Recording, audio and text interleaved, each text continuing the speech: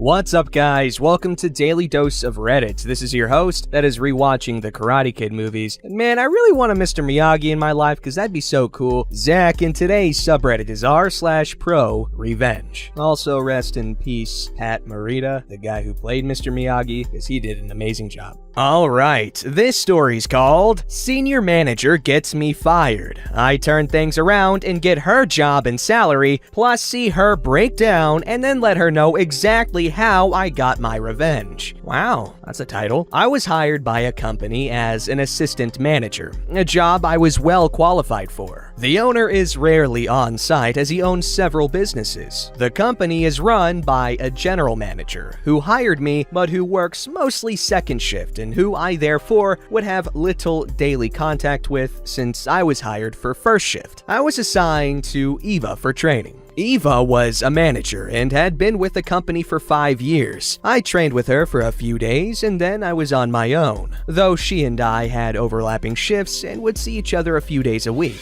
We were friendly but not close. After a few months, I was doing well at my job and had even gotten some new procedures adopted to help boost sales. Eva began to act resentful. She would correct me for small things and took any opportunity to remind me that she had trained me. It didn't matter to me. She wasn't my boss. I reported to the general manager, so I mostly just ignored her. What I didn't know was that Eva was not just tight with the general manager, but they had worked together at another place for 10 years before this one. One day at shift end, general manager asks to talk, tells me it's not working out, says I'm still making mistakes at 6 months that I shouldn't be. I ask for examples. A few of them were petty matters Eva had mentioned, but most were just not true. I tried to argue, but it was clear that I was set up. I decided to reach out to the owner since I had nothing to lose. He was sympathetic, but said he relies on general manager to run the business and had to support her decision. Then he mentioned that if things hadn't been so bad between me and Eva, it probably could have been worked out. That's when I knew. She was behind me being fired from a job I needed, really liked, and was making great money, and I vowed to get revenge. I started searching for her online info. In less than an hour, I had uncovered gold thanks to one of those pay services. About 3 months prior, Eva was arrested and charged with a DWI in a neighboring state. The court record showed she had a hearing coming up in a few weeks. That was enough to get her fired. It affects a professional license she and I had to have as management. Per state law, license holders must report criminal charges to the licensing board, and in the case of a DWI arrest, licenses are typically suspended pending trial. And by the way, for those who don't know, DWI is driving while intoxicated, which is worse than a DUI because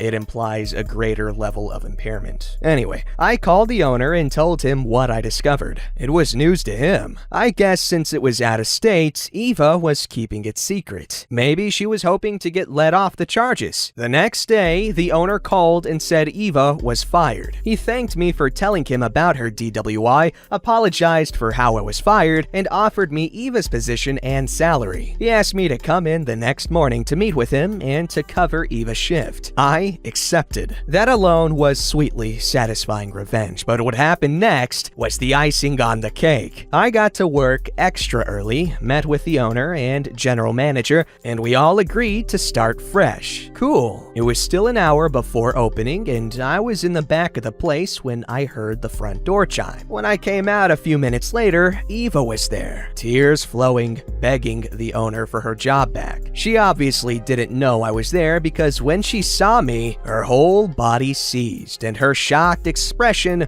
was priceless. I walked right by her, staring her down with a Dookie-esque grin, and went outside. Eva came out a minute later and wouldn't make eye contact. As she walked away, I said, "Good luck on the 23rd. That was her court date. Ooh, that was a pretty good ending. That's a pretty cut and dry pro-revenge. If they provided examples of an ideal pro-revenge post, this would be it. So anyway, you know what, Eva, you got what was coming to you. Don't drive while intoxicated. That's stupid and irresponsible. Alright, this story's called HOA Yells at Me for Training Guide Dog and Grilling. then loses position on board. To start the story, some background you need to know about me. I volunteer to train and raise service dogs. My fiance says clearly I have a look that says I am weak and a pushover. I have constant encounters with Karens who are just not ready for my responses when they engage me. I had been in the military for 17 years when this happened, and I was responsible for managing over 130 service members. I am anything but a pushover. I work with civilians, so I have cultivated a polite exterior because I was counseled for looking unapproachable and scary to civilian counterparts. Jeez. The story. As I said, I raise service animals, so I fall under the ADA when it comes to regulations on where and what I can do with my puppy. We'll call him Oscar. Oscar is an amazingly behaved black lab of 6 months. Was he a yellow lab before? I have cultivated a level of trust and obedience where I can leave him in a sit with other dogs around so long as I am in eyesight. He will stay. I'd raised a few puppies by then, and I would never have done that with them. But Oscar is amazing, and I can't wait to get him back after his tour of duty helping Mrs. Claus be independent. I meet the HOA Karen one Saturday. My fiance, Otis, and I were going to head on a road trip to visit my fiance's parents.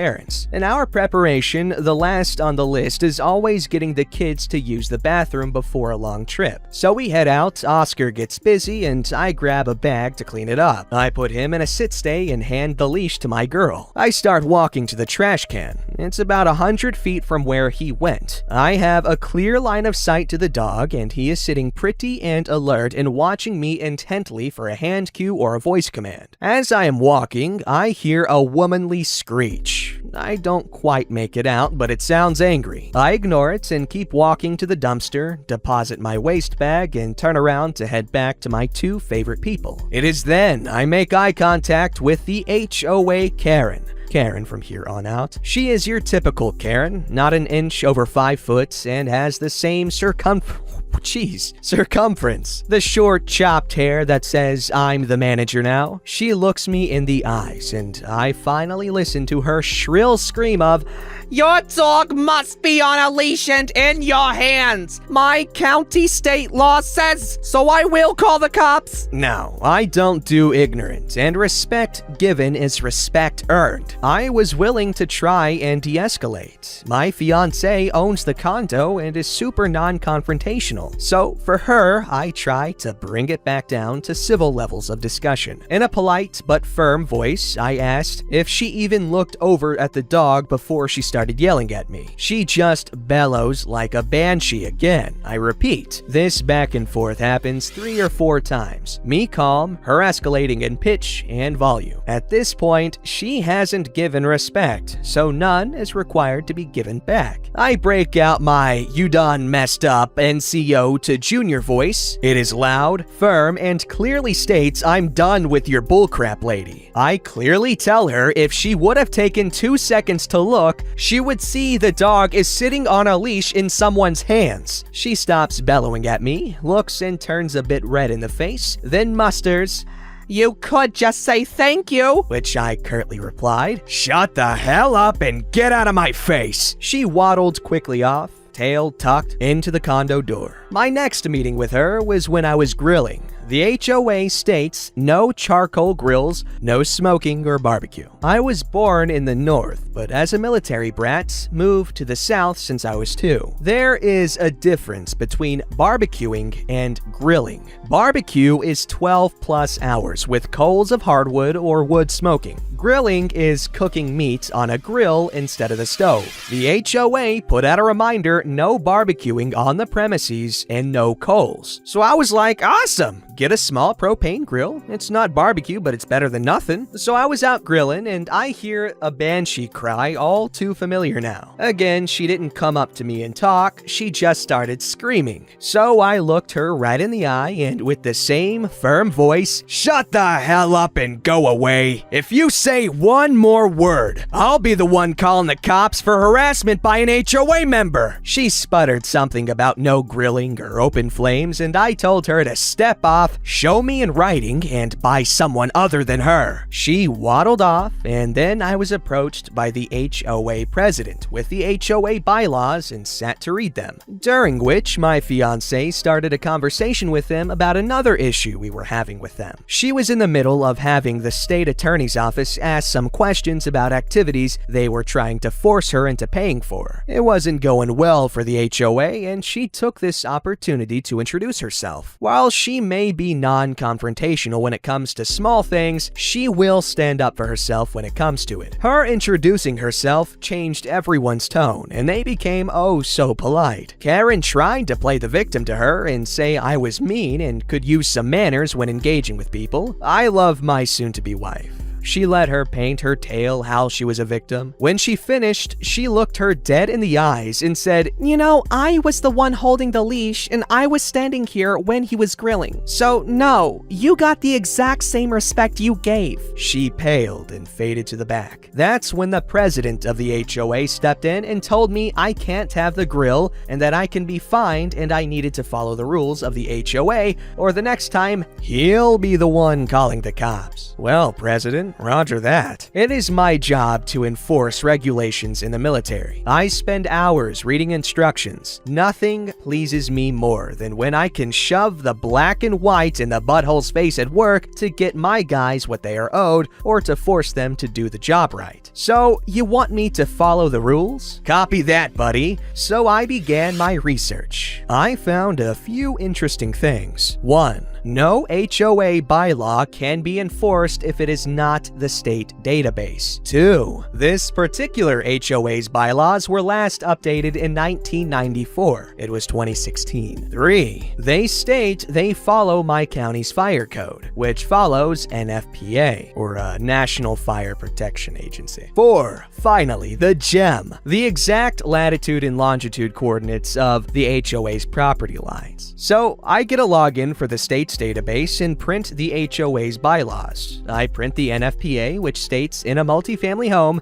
you can store propane tanks no bigger than 2.7 liters, but they can total no more than 5.4 liters cumulatively. I go to Lowe's, get a rope tape measure and stakes. I pull up Google Maps and mark the HOA boundary line on it. Lo and behold, what do I find? A drainage ditch that is city property not 10 feet from where I was grilling. So I take my coordinates, my stakes, and go carefully mark off the section of city property. Now for the revenge. I call the city county fire departments and request a permit to grill on said city property. They said go for it. I didn't need a permit for it. No one would care. I insisted and they said it's $50. They issued an event open flame. So with both permits, it was $100, but I got permission from the city to grill there for 6 months. The next day at 0700, I went to set up. I carefully measured so I was at least 3 feet into the city property, set up my cooler with enough meat and beer to grill till doomsday, then waited for the fireworks. It didn't take long for Karen to come screaming at me. I mean, I was 10 feet from the community pool and 3 feet from the sidewalk gazebo that led to the pool. I just hit record on my phone and politely told her she has no need to yell and I am breaking no laws, screaming about no grilling and how she was tired of me and she is going to get me arrested and kicked out if it's the last thing she does. She hasn't liked me since she saw me and has just been waiting to get me kicked out. That now that she knows which condo is mine, it is just a matter of time till she finds something. On and on. I guess me polite and showing zero fear was pissing her off. She tried to come take my stuff.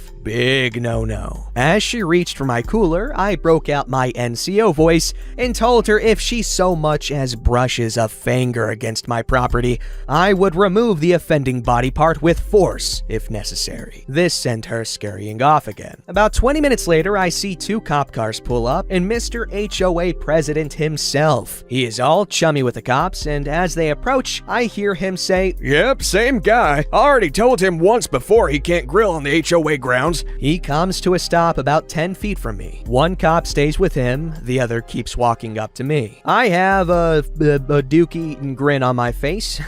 I can hardly wait for the conversation to happen. The cop is slightly off-put by my joyous face and slight giggle when I ask what seems to be the problem, officer. I get informed that I am in violation of the bylaws and have been warned once already, and I am going to receive a ticket for disturbing the peace, for threatening the HOA when they were trying to enforce the rules, a ticket for an illegal open flame, ticket for illegal storage of flammable substances, on and on. The last was if I didn't pack up, I would be arrested and removed. Now that he was done, I first handed him my permit from the city to grill. He took it, walked back to the president, and they discussed it for a moment, then returned. Says you can't get a permit from the city to grill on private property. I then showed him the coordinates for the HOA and the Google Maps gridded drawing and my current GPS location. Mind you, I am smiling, handing sheet after sheet to him because the grid was not all on one sheet and had addendums. Took about 4 minutes to explain it to him. As I was about to hand him more, he held up a hand to stop me. He then asks how long I had planned this with a smirk. I told him, about a week. He gave me a look of disbelief but moved on. He then asked me if I threatened Karen. I just played back the recording to him. At the end, he said nothing seems out of place here,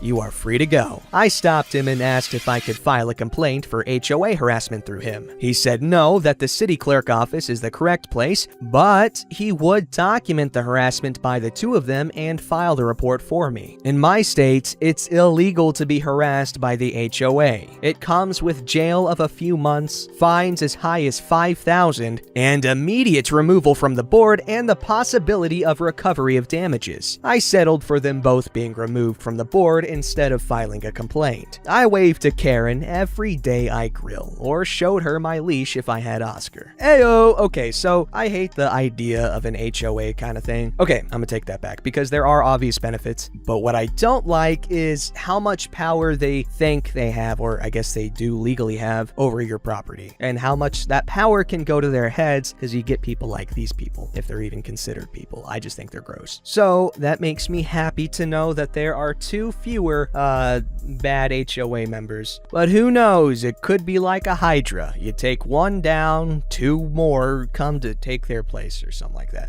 Don't forget to like, subscribe, and hit that bell to never miss an episode.